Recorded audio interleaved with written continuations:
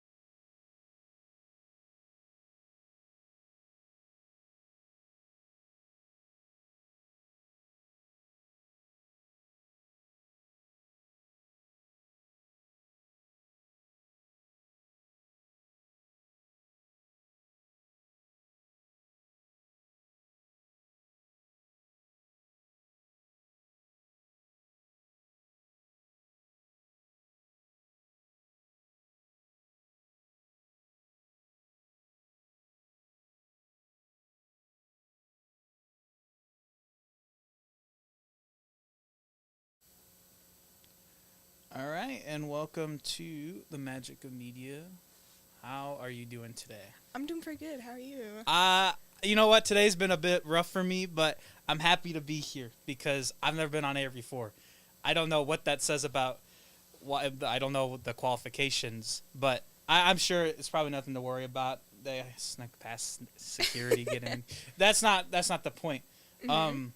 So before we actually talked about wanting to do this show, we kind of threw around ideas about what we wanted. Yeah. One of the things that ended up sticking was that we would give each other a piece of music or like a song that we would listen to the night before.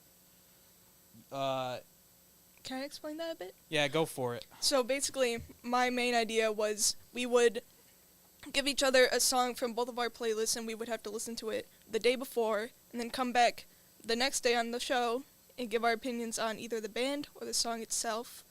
And what did I give you? You gave me "Freedom of '76" by Ween. Now let me say this right now. Mm-hmm. Ween's weird, Okay. but good weird. It's like good weird. They did Ocean Man, no? Yeah. Never would have thought that. Neither did I. I know what Ocean Man is. I just don't know. I didn't know who Ween was. Mm-hmm. And from what I've listened to and from what I've experienced, Ween is a lot of things. Oh yeah. For example, I think this one was talking about the bell in Philadelphia. There's a certain name for it. I'm not educated enough to know that name. But it's the one that's cracked or something. But they you know, that one infamous cracked bell. But they showed it off in a music video for it, which I thought was pretty well made. Didn't think the music fit the music video, because it was like they were like walking out of court and stuff. But Liberty Bell. Oh, the Liberty. See, that's such a dumb name. Like, why don't they call it the Liberty Bell of Philadelphia or something? You know. That's worse. No, it isn't. That's straight to the point. Where is it located? Now you know. You don't know where the Liberty Bell's. If you walked up to me and told me, "Where's the Liberty Bell?" I would probably say Washington, D.C. Because when I think of Liberty, I think of, you know, President. You know, that's what I would imagine. What's wrong with you? But the song itself was pretty good. I would not be able to listen to it for more than 3 times, but every now and then, yeah, sure, why not? It's pretty good. Okay, that's fair. You gave me. What'd you give me? It was Awkward Conversations by Late Night Drive Home. Sorry. Someone would not have been happy if you didn't remember that. This is Shawn's favorite band in the whole wide world. He's been telling me about it for ages. He wants to go see a concert, but he's all upset that they're not coming around. I'm actually kind of livid about that. That they're all. No, you know what's weird? They're not visiting Chicago, but they're going to like New England. They're going to Tennessee. Tennessee? And who lives in Tennessee? No one. Tennessee is like a Utah state to me. Like no one. You don't know anyone that like lives there other than like Nashville. I know people that live in Tennessee. Well, see, good for you. That should be like an award, because honestly, I don't know. I don't remember anyone who actually lives in Tennessee to me. That's not something I know. But I don't know. Tennessee to me is like another like Montana, you know?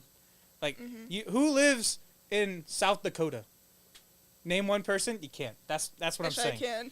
Okay. I know people all over the place. For the sake of the consistency of the show, don't say. Oh, yeah. So, what'd you think about it? I can understand how you like the band. Yeah. It was. Be careful with your choice of words here. I could definitely tell how that goes up your liking, since you're more into the alternative and angst. You call it that. It's not my favorite. I could say that. That's fair. Yeah, I'm not a huge fan of the band. I will listen to them occasionally. I know you keep on. When we were first swapping music near the beginning, when we first started talking, that was one of the first songs that you gave me. You were like, "Hey, listen to Stress Relief from Late Night Drive Home." I was like, "Okay," and then I never got around to it. Well, good to know now, because you got to listen to that. But I have listened to it. Now, not then. Yeah, not good. But they're one of my favorite bands. It started as like a passion project in 2019, which, I mean, I might be wrong for saying this. All of the best things in this world start as passion projects. I have never seen something that has been like bad because of Radiohead, for example, was a passion One of my project. favorite bands, Shitty Ranks, was. Oh, Actually, yeah? no, that was a Spite band. It was made out of Spite. Oh. And it rolled off of that. Interesting. And they're pretty popular now. They're not together anymore, but they're the lead singer now, Jetty Taylor. Huge. Yes, because you talk about this man every single waking moment of your life, which is astounding to me, because there's so many better choices, but I'm not like what? Okay, what makes Ween special? Please elaborate here, because. First. Yep. Go ahead. But first, if you stay tuned, there's a Jetty Taylor song with another band, Drag Talk, on here. Jeez but you'll have to stay there for that. But Ween, Go ahead. they're, with the amount of albums that they have, and every single album having different genres or taste, like they had a whole album dedicated to country. And that's one of the songs that will be on my playlist as soon as that comes out. Oh, yeah. And it's amazing. I don't know. It's really funky. It's a really funky band, and my friend introduced it to me. The one thing I will give Ween is they got very memorable album covers. I'm very infamous with the White Pepper. My favorite one is La Cucaracha. Yeah. Favorite. Okay. It's The White Pepper's clean. I'm a big sucker for album covers, yeah. because to me, a part that makes something good is if it's memorable, you know? Yeah. I don't believe, like, and it's a really strange thing to grab towards, because it's not even a conversation. Tyler, the Creator, Igor would not be that popular of an album if that album cover wasn't as notable as it was. Like, that's just what I believe. You have to have something that's memorable. But if you're asking me, I don't know. I think Late Night Drive Home has potential to be an actual good band, because they're still kind of underground right now. I think they have like 36,000 on YouTube, but Stress Release, the only one that kind of took off apart from anything else. But might be doing that song for my music video, but we'll have to see. But I know I didn't really say much about Stress Relief, and I didn't listen to it before. Why don't you listen to it now? Here's Stress Relief by Late Night Drive Home.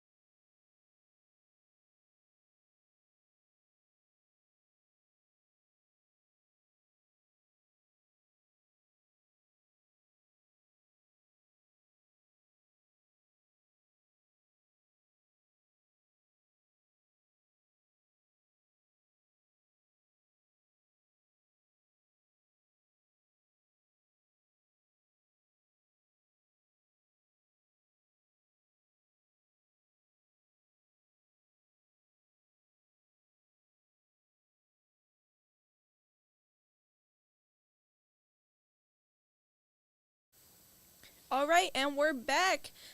So, another thing me and you like to have heavily in common, other than sharing music, is musicals and movies. Yes, musicals. Yeah. Can we talk about one musical that we, not recently, but a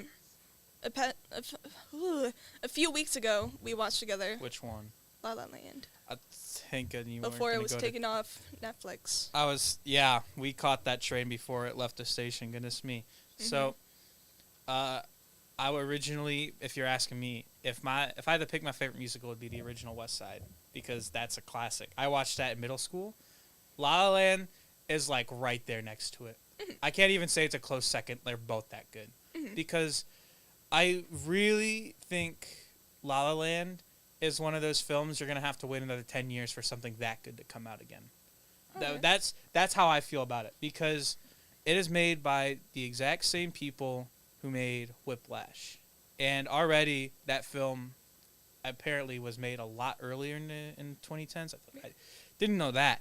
But incredible. Like, I could tell from the first beginning of the movie where they were like all getting out of the cars and dancing out on the highway. I was like, I'm going to be sitting here for the next 2.5 hours contemplating my life, dude. And it was probably the best, like, existential feeling in my ever watching something. Like, I've only watched one movie past that's made me feel that way, which unironically also has Ryan Gosling as one of the actors in it. It's a Barbie movie, actually. It is not the Barbie movie. Contrary to popular belief, I don't think the Barbie movie was that drastic to kind of hit me in the feels that way. But I know you definitely didn't see it because it's a nerd movie. I have seen it. It's Barbie? Yeah. I don't think, no. Yes, The movie I'm not saying you're lying to me. I'm saying the movie that I'm referencing, which is Blade Runner 2049. Oh, yeah, no. I haven't seen it. Exactly. It's a nerd movie. I know you've been telling me to watch it. I'm going to call Barbie it's not a nerd movie. Far from it, actually. It's probably one of the most, like, boom, right-in-your-face movies I've seen. No, other than Oppenheimer, which I saw right after Barbie, which actually was a boom, right-in-your-face movie as well. But I think if people want to know what I think about, Oppenheimer and Barbie, they need to tune in next time, because we gotta wrap this show up, pal. We have a lot coming up. We have talking about more musicals with Andrew Garfield. We have more movies such as Spider-Man, the Bob Marley movie, all of that coming up. But you'll have to tune in to next episode. So thank you for coming. I'm Emerson Forrester. And I'm Shawn Weaver. And this is The Magic of Media.